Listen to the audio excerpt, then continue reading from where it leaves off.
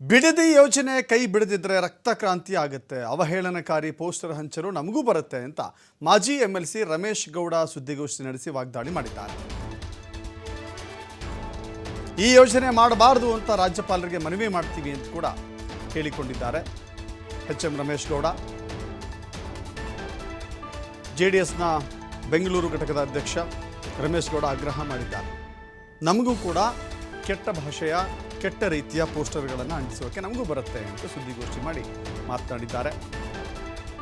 Bidadi township ವಿಚಾರ GBIT JDS ಬಹಳ ಪ್ರತಿಷ್ಠೆಯಾಗಿ ತೆಗೆದುಕೊಂಡಿದೆ. ಮಾತ್ರವಲ್ಲದೆ ಈ ಯೋಜನೆ ಆಗಬಾರ್ದು, ರೈತರ ಹಿತ ಕಾಯಬೇಕು ಅಂತ ಹೇಳಿ JDS ಮುಂದಾಗ್ತಾ ಇದೆ.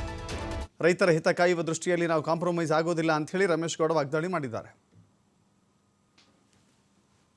1131 ಎಕರೆ ಪ್ರದೇಶ ಒಟ್ಟು ವಿಸ್ತೀರ್ಣ ಇರತಕ್ಕಂಥದ್ದು 1131. ಅಲ್ಲಿ ಖಾತಾದಾರರು ಎಷ್ಟಿದ್ದಾರೆ ಗೊತ್ತಾ ಸರ್?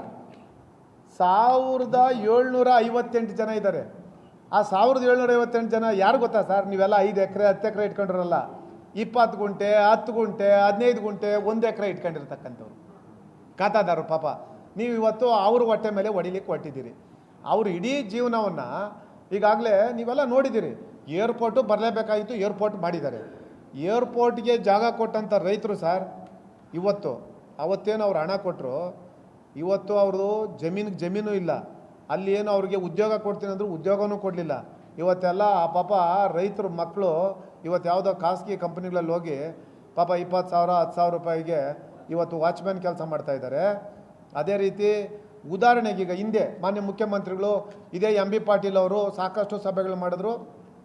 ದೇವನಹಳ್ಳಿಯಲ್ಲಿ ನಾವು ಸಹ 4-5 ಪ್ರತಿಭಟನೆಯಲ್ಲಿ ಭಾಗಿಯಾಗಿದ್ವಿ. ನಮ್ಮ ಪಕ್ಷದ ವತಿಯಿಂದ ನಿರಂತರವಾಗಿ ಹೋರಾಟವನ್ನು ಮಾಡಿದ್ರಿ. ಚನ್ನರಾಯಪಟ್ಟಣದಲ್ಲಿ KDBಗೆ ಅಕ್ವಿಷನ್ ಮಾಡಿದ್ರಲ್ಲ ಸರ್, ಅದನ್ನು ಬಿಟ್ಟೇ ಬಿಟ್ಟರು. ಕೊನೆಗೆ ಆ ರೈತರು ಹೋರಾಟಕ್ಕೆ ಮಣಿದು ಬಿಟ್ಬಿಟ್ರು.